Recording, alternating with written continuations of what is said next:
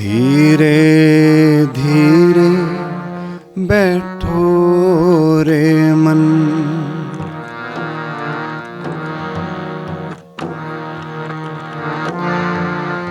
धीरे धीरे बैठो रे मन,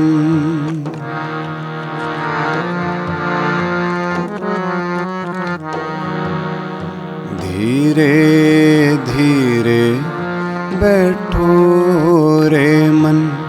सतगुर छाँव तलाश कर, सतगुर छाँव तलाश कर, धीरे धीरे बैठो रे मन,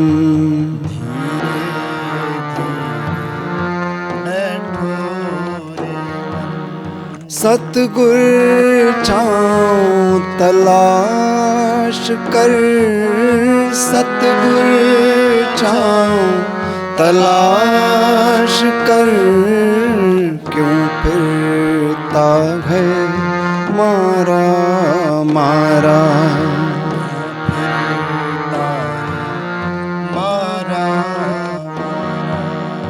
क्यों फिरता है मारा मारा। इस जीवन से हार कर, इस जीवन से हार कर, धीरे धीरे बैठो रे मन,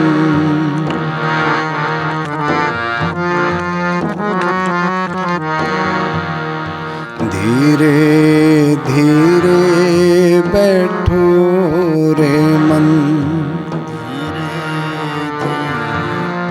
बैठो रे मन।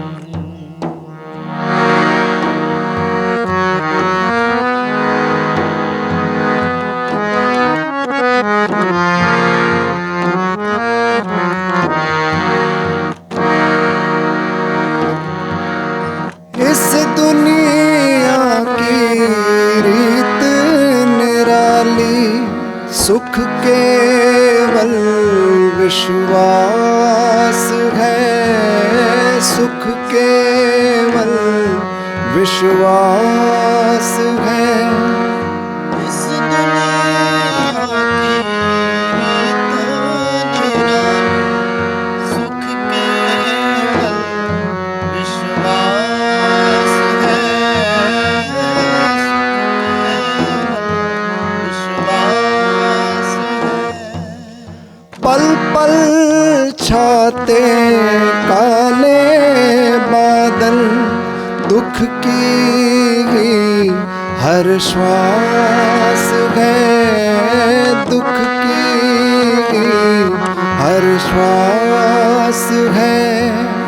पल पल छाते काले बादल, दुख की हर श्वास है, दुख की हर सांस है। छोड़ के से दुविधा को बंदे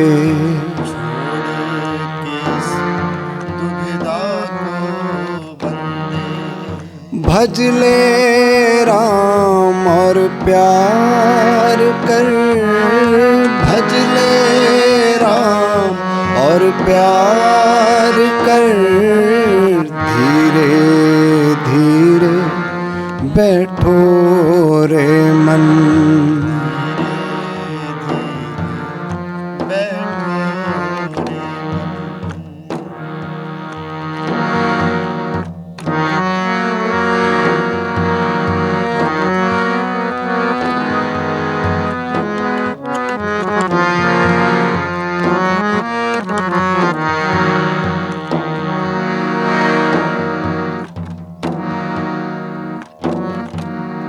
तूने ही तो जन्म दिया है, तूने ही बढ़मान दिया, तूने ही बढ़मान दिया।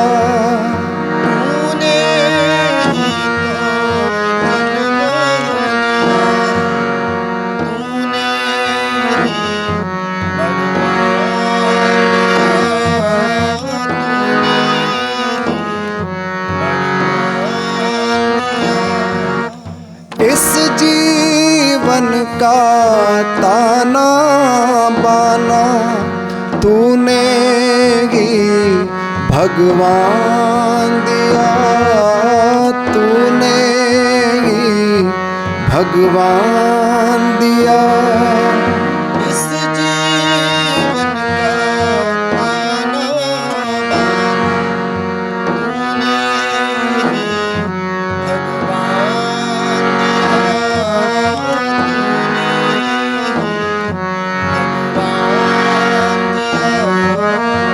इसमें भरमा जीव ये पगला,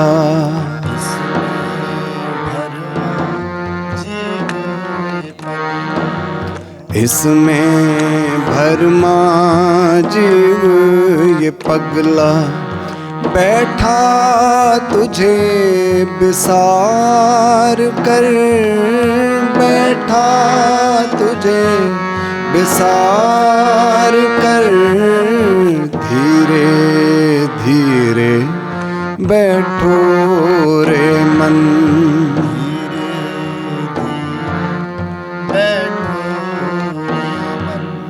सतगुर छाँव तलाश कर, सतगुर छाँव तलाश कर, धीरे धीरे बैठो रे मन।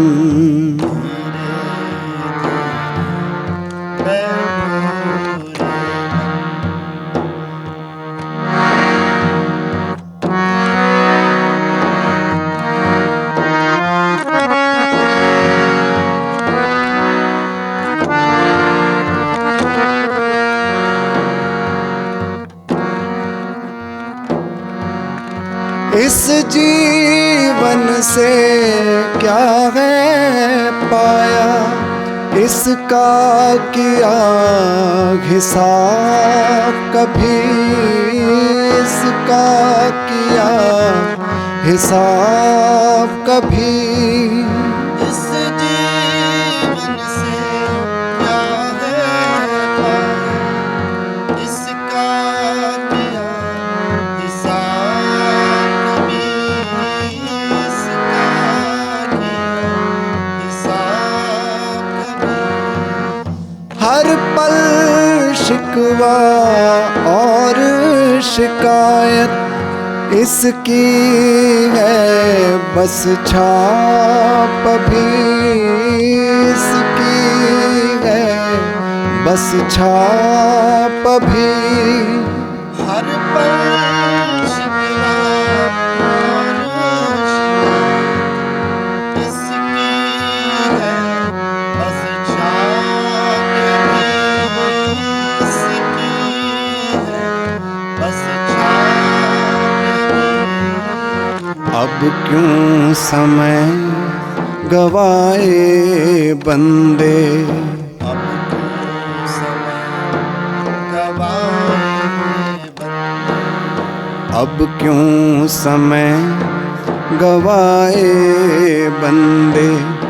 काल खाएगा आन कर, काल खाएगा आन कर। धीरे धीरे बैठो रे मन।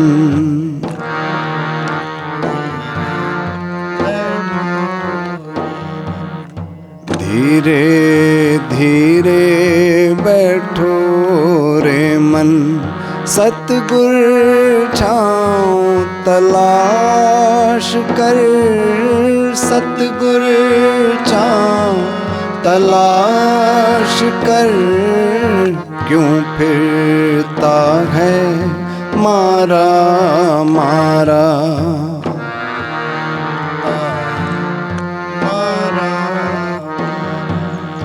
क्यों फिरता है मारा मारा।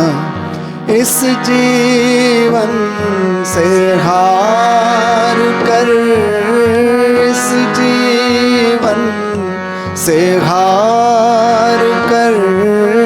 धीरे धीरे बैठो रे मन। धीरे धीरे बैठो रे मन। धीरे धीरे बैठो रे मन।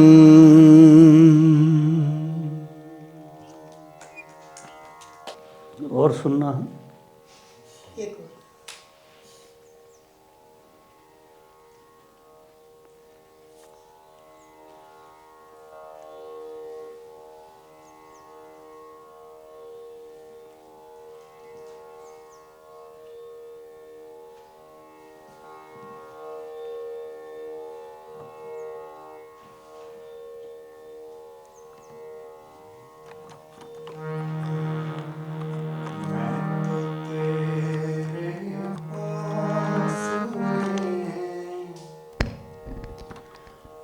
मैं तो तेरे पास में, मैं तो तेरे पास में। मोको कहाँ ढूंढे रे बंदे।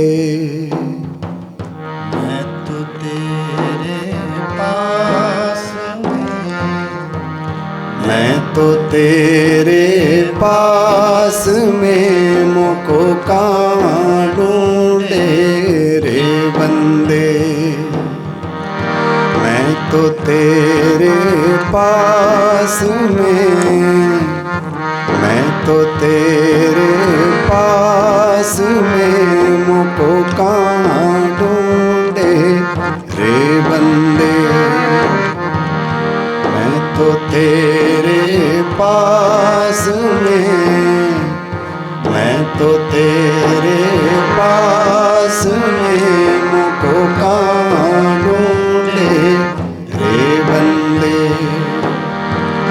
ना तीरथ में ना मूरत में हो,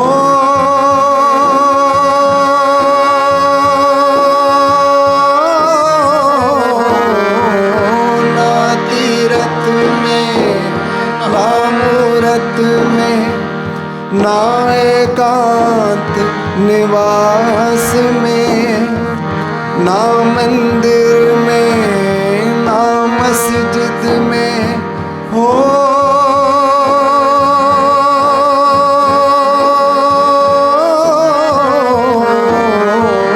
ना मंदिर में ना मस्जिद में, ना काबे कैलाश में।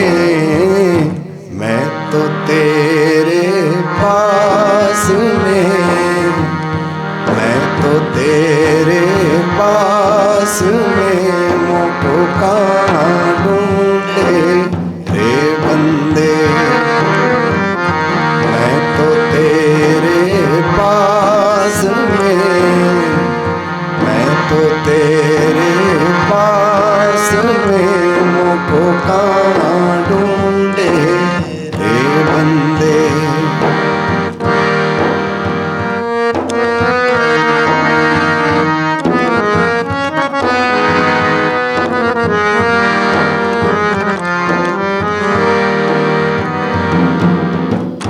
ना मैं जप में ना मैं तप में,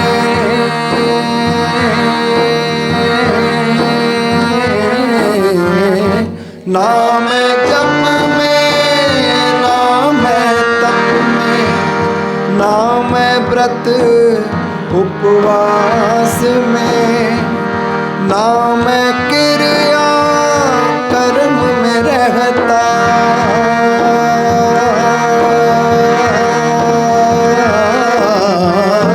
ना मैं क्रिया कर्म में रहता, नहीं जोग संन्यास में, मैं तो तेरे पास में, मैं तो तेरे पास में, मुझको कहाँ ढूंढे रे बंदे,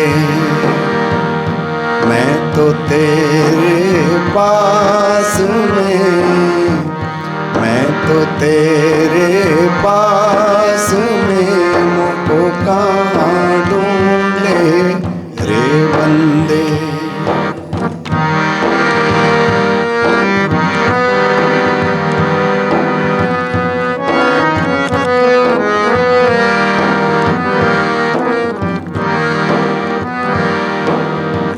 नहीं प्राण में नहीं पिंड में,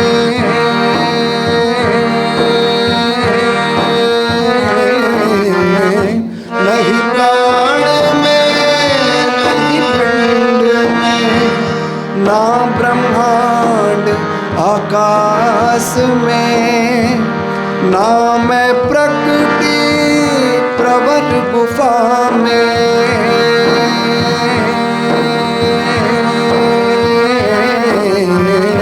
ना मैं प्रकृति प्रवर गुफा में, नहीं जोग संन्यास में, मैं तो तेरे पास में, मैं तो तेरे पास में, मुझको कहाँ ढूंढे रे बंदे,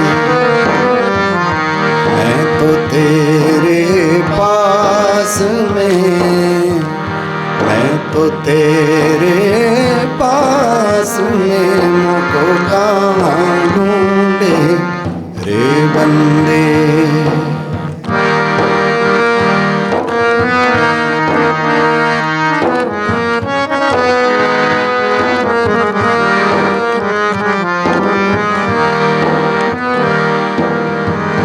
खोजी होए तुरंत मिल जाऊं,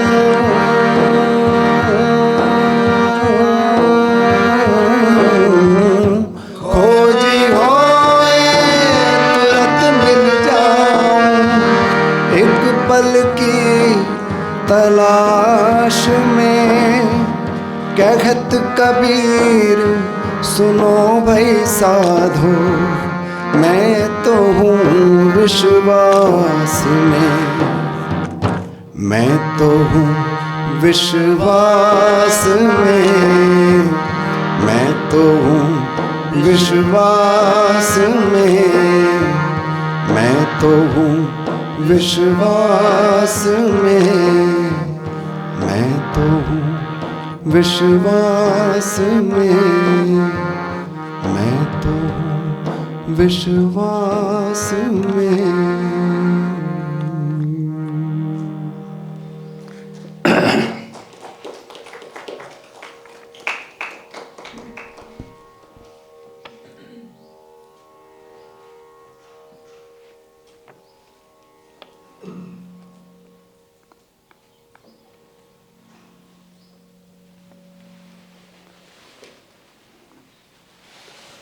सभा में सभी उपस्थित मित्रों के लिए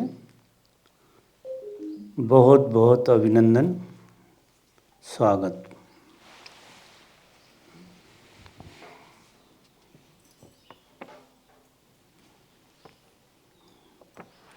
प्रश्न पूछते हैं, हारे को हरि नाम लेकिन अभी प्रयास भी अधूरा ही लगता।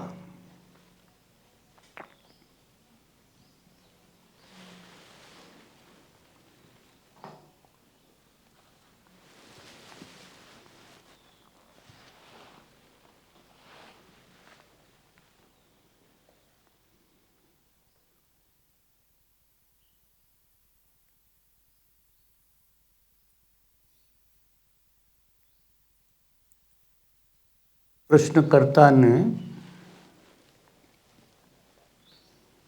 दोनों बातें, प्रश्न भी कह दिया और उत्तर भी दे दिया। दोनों बातें कही हैं कि हारे को हरि नाम, लेकिन नीचे लिखते हैं कि अभी प्रयास तो अधूरा है।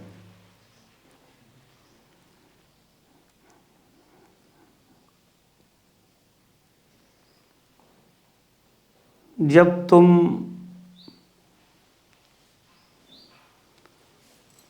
किसी यात्रा पे जाते हो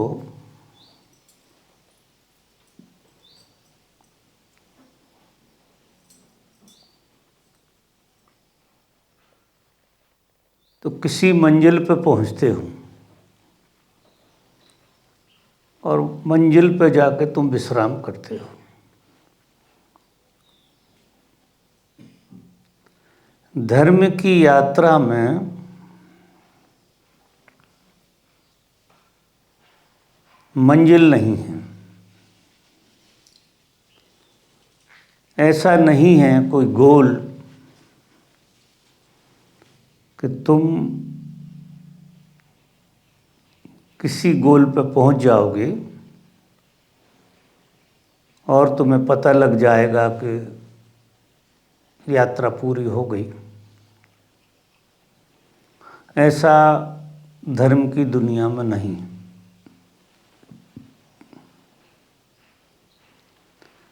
धर्म की दुनिया में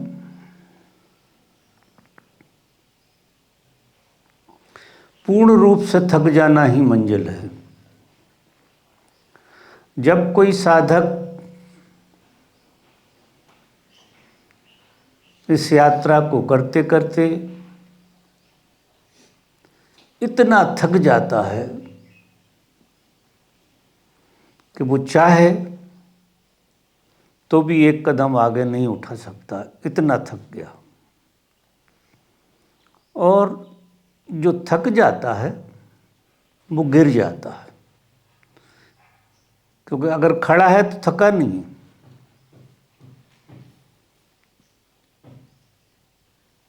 और जो गिर जाता है वो पहुंच जाता है। यहाँ इस यात्रा में आप थक के ही समाप्त होते हैं, पाते कुछ भी नहीं है, क्योंकि इस यात्रा में पाने कुछ नहीं है। ये यात्रा मिटने की है, थकने की है, गिरने की है। तो जो मित्र पूरी लगन से समग्रता के साथ यात्रा करते हैं, निश्चित ही एक पड़ाव ऐसा आ जाता है उनके जीवन में कि वो थक जाते हैं। और जब कोई आदमी थकता है तो उसका अहंकार विसर्जित हो जाता है। जो घटना घटती है वो ये घटती है कि जब पूर्ण रूप से कोई थकता है तो उसका अहंकार विदा हो जाता है, क्योंकि अहंकार करने पे जिंदा रहता है। कुछ कर रहे हैं, कुछ पा रहे हैं, कुछ हो रहे हैं, ऐसी स्थिति अहंकार की होती है।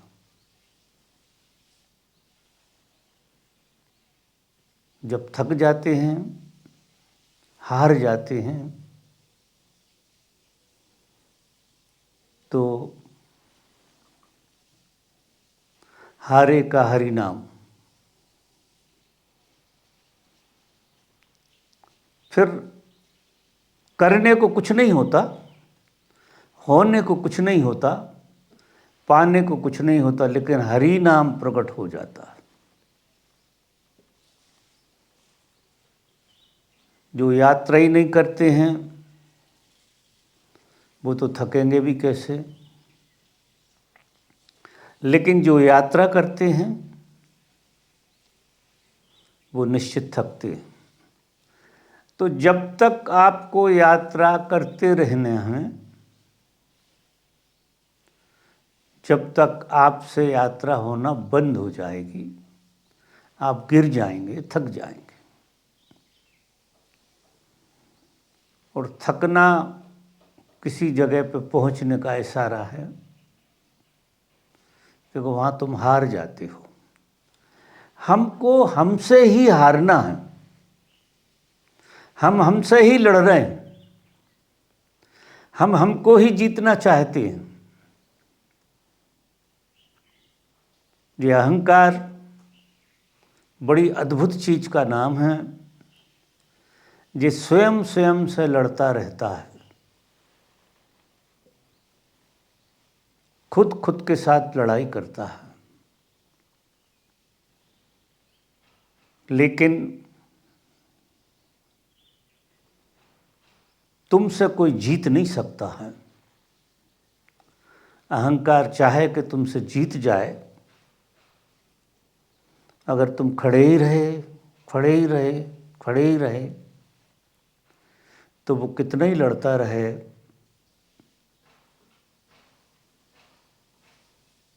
वो थक जाएगा।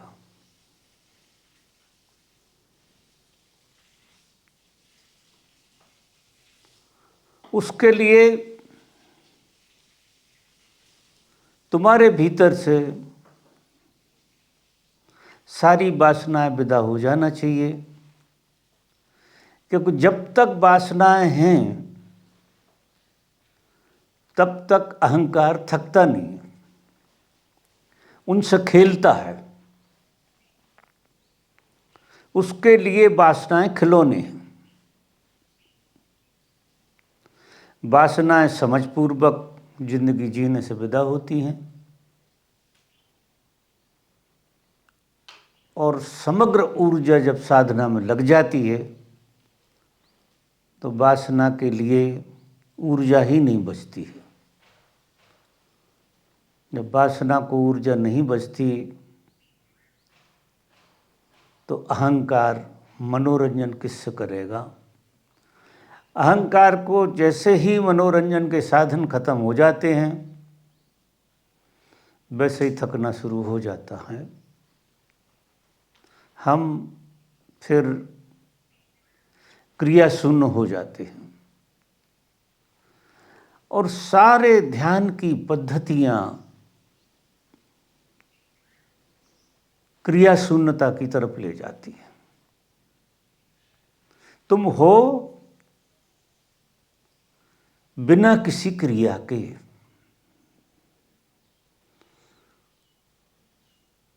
बिना किसी हलन चलन के। कोई भी क्रिया अब होने को शेष नहीं रही है, सब क्रियाएं शांत हो गई, तो अहंकार शांत हो जाता है। क्योंकि क्रियाओं के साथ उसका मनोरंजन चलता है। और ये बात बिल्कुल सच है, धर्म में प्रवेश जीत के नहीं हो सकता है। हम सब साधना करते हैं, ध्यान करते हैं, साधना करते हैं, लेकिन चूंकि हमारी समझ इस तरह की है, उस समझ के साथ करते हैं, और वो समझ पर्याप्त नहीं है।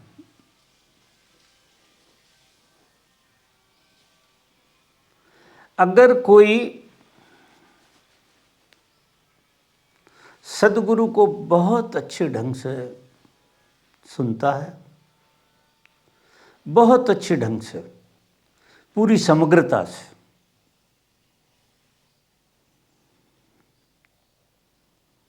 आप आश्चर्य करेंगे वो जल्दी थक जाएगा। क्योंकि सदगुरु का इशारा लड़ने पे बिल्कुल नहीं, समझने पे है।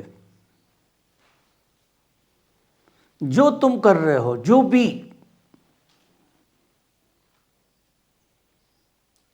वो सभी करना एक व्यर्थता सिद्ध हो जाएगी।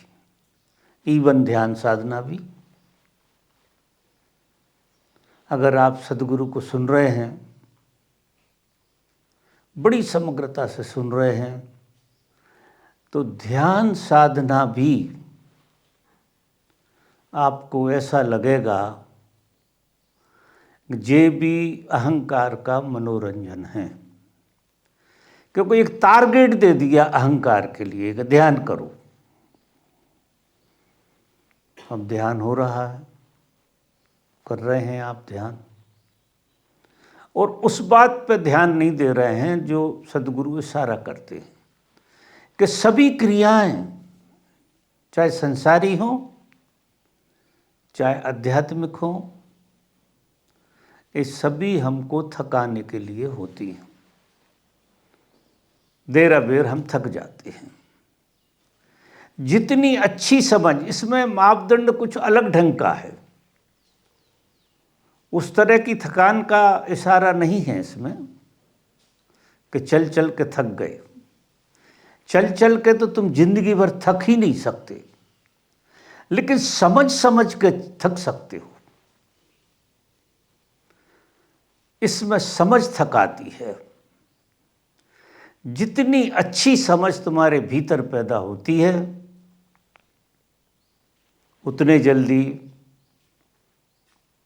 तुम थक जाते हो। और जैसा सदगुरु कहते हैं, अगर ज्यों की त्यों बात तुम्हें समझ में आ जाए तो तुम सुनते ही थक जाओगे। जब तुम सुनोगे तो सुनते सुनते सब व्यर्थ हो जाएगा तुम्हारे लिए, क्योंकि वो इशारा व्यर्थता का करते हैं, अर्थ कहीं नहीं बताते। क्योंकि अर्थ बताने की जरूरत नहीं, व्यर्थता का बोध कराते हैं।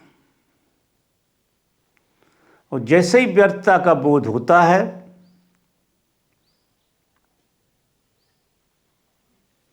तुम्हें अर्थ समझ में आ जाता है। फिर हारे को हरि नाम,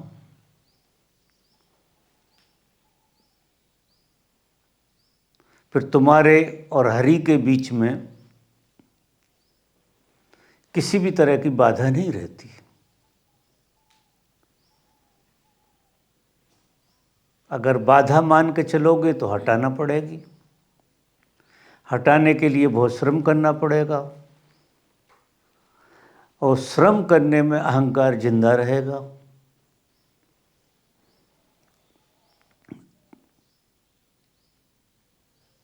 तो समझ का बहुत बड़ा खेल रहता है। और समझ सदगुरु के प्रेम में और उनकी वाणी में। उपनिषद कहते हैं, मंत्र मूलम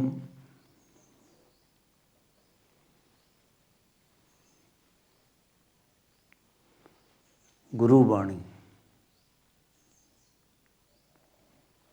मंत्र का जो मूल है गुरु के वाक्य हैं। मंत्र मूलम गुरु वाक्यम और मोक्ष मूलम गुरु कृपा। मोक्ष की जो कुंजी है वो गुरु कृपा है। और गुरु को कृपा के लिए भी फुसलाया जाता है। ऐसे बच्चा कुछ माँ बाप से चाहिए हो, रोएगा, कुछ और हरकतें करेगा अच्छी अच्छी, और माँ बाप को फुसला लेगा। जब माँ बाप को फुसला लेता है तो उसकी चाही चीज़ उसको प्राप्त हो जाती है।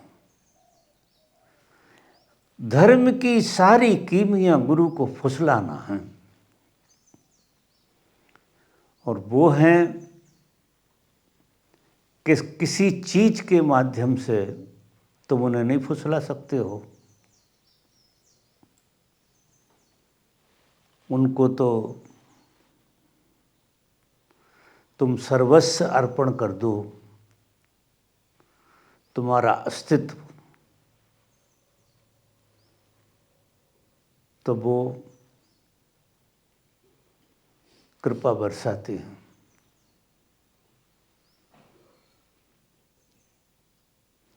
इस बात का ध्यान सभी साधकों को बहुत गहराई से समझना है। मंत्र मूलम गुरु वाक्यम, मोक्ष मूलम गुरु कृपा।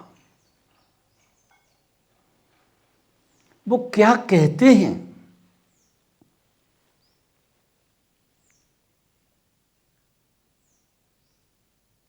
उनकी वाणी तुम्हारे लिए मंत्र की तरह काम करे,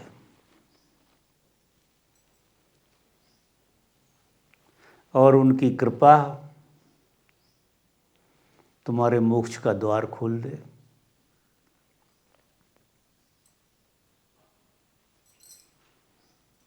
बड़ा सीधा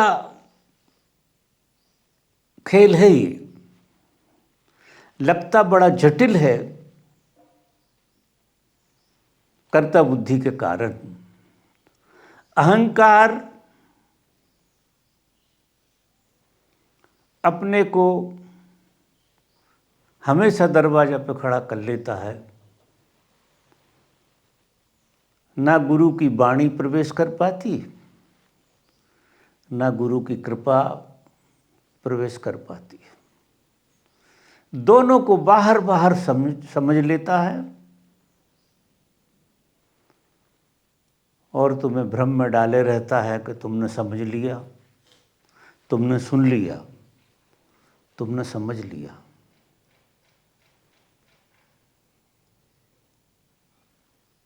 लेकिन समझना हजारों बार नहीं होता। समझना पहली और आखिरी बात होती है जीवन की। जब हम गुरु वाक्य को समझ पाते हैं, ये पहली और आखिरी, क्योंकि जब भी तुम्हारे जीवन में क्रांति घटेगी तो समझ क्लिक होगी। तुम ऐसा नहीं थक सकते कि तुम दौड़ते चले जाओ और दौड़ने से थक जाओ। दौड़ने के तुम नए नए रास्ते निकाल लोगे। जब तक तुमको जीवन की व्यर्थता का बोध नहीं होता, तब तक तुम नहीं थकते हो। और जब थक जाते हो तो हरि नाम ही रह जाता है। फिर तुम्हें करने होने पाने कुछ बचता नहीं है सिवा हरि नाम के।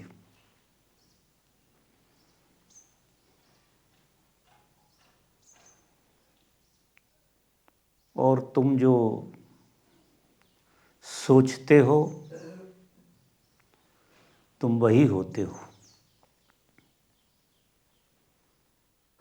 अगर तुम वासना के बारे में सोचते हो तो वासना होते हो, कामना के बारे में सोचते हो तो कामना होते हो, और हरि के बारे में सोचते हो, सिर्फ कुछ ना बचे हरि नाम बचे, तो तुम हरि हो जाते हो। क्योंकि जो तुम सोचने की भी बड़ी बात है, अनुभव करने की, तुम हरि को अनुभव करोगे तो हरि ही हो जाओगे। देखो तुम छोटी छोटी चीज़ों को अनुभव, कितने कलाकार हो कि जिन चीज का अनुभव करते हो तुम वही हो जाते हो। क्या अद्भुत घटता है। यानी तुम कैसे कल्प वृक्ष हो, चैतन्य हो ना, चैतन्य का स्वभाव है, जिसके साथ होता है वो वैसा ही हो जाता। चैतन्य का ये स्वभाव है। जैसे आईना जिस चीज के सामने होता है वही चीज उसके ऊपर प्रकट होने लगती है। इस तरह से इस चेतना पे जिस चीज का भी प्रभाव पड़ता है, जिसका सानिध्य से प्राप्त होता है, वो उसी चीज को तद्रूप प्रकट करता है।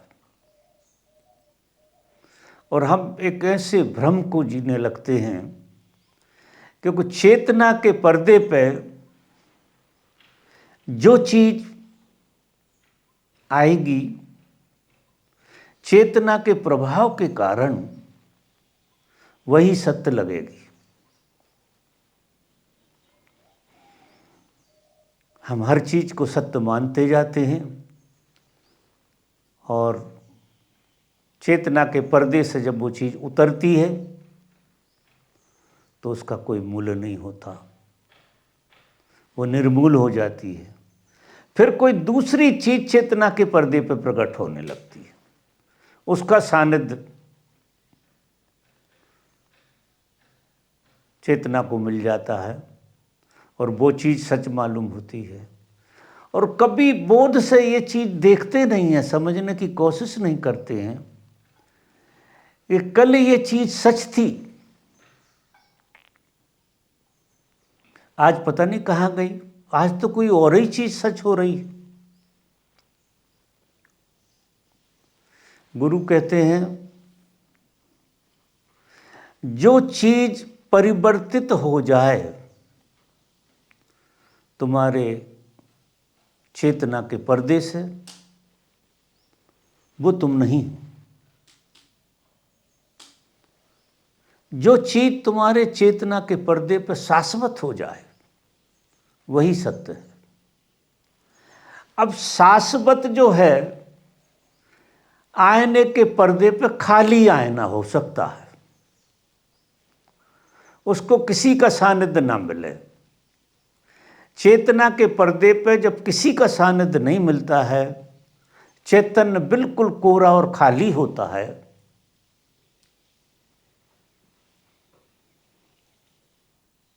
तो उस पर कोई भी चीज नहीं झलकती है। और जब भी तुम देखोगे तो पर्दा खाली मिलेगा, और इस खाली पर्दे पे जो चीज किसी सानिध्य के द्वारा नहीं, मौजूदगी के द्वारा जो प्रकट होती है वो सत्य होती है। फिर तुम जब, जानने वाले कहते हैं, जब गर्दन झुकाई देख ली तस्वीर यार की। जब भी हम गर्दन झुकाते हैं, जब भी हमें बोध आता है, तो हम चैतन्य के पर्दे के ऊपर खिल जाते हैं।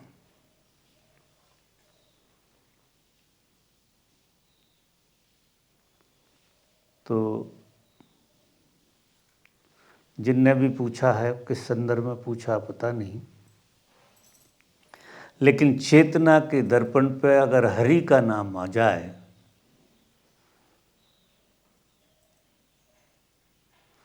तो तुम जीवन का सारा रहस्य समझ पाए।